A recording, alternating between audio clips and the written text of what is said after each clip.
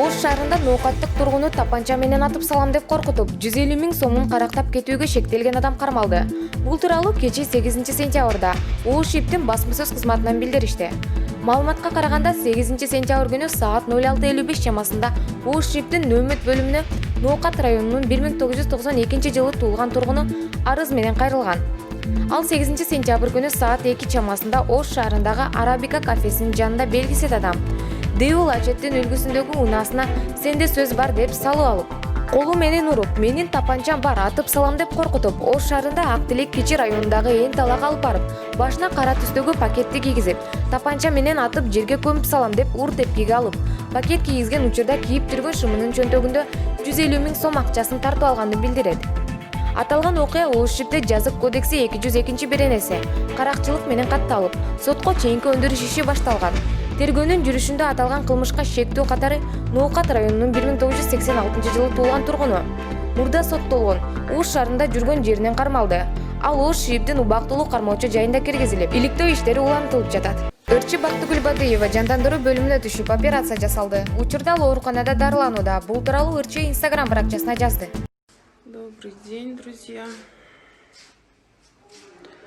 Как ваши дела? Вид у меня не очень, но чувствую себя сегодня лучше, чем вчера.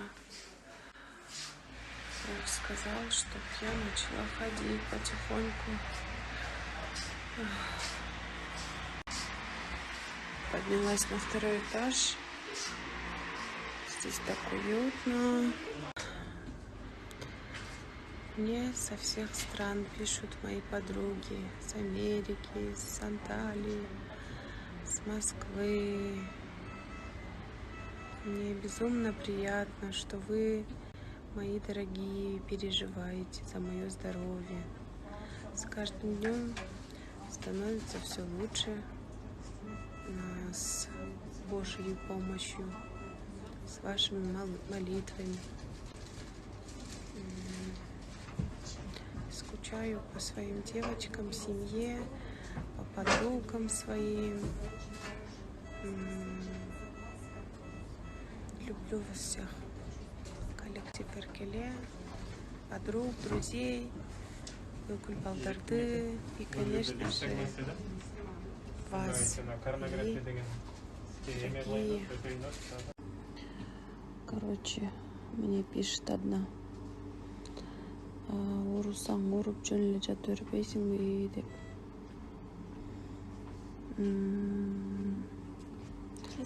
Ооба, жакшы, рахмат. А мен болсо ошо кызга айтат элем да. Сен дагы мен менен ишиң болбой өзүңдүн оокатын кыла бербейсиңби депчи. Туурабы? Көкжардагы адам өмүрүн алган жол кырсык.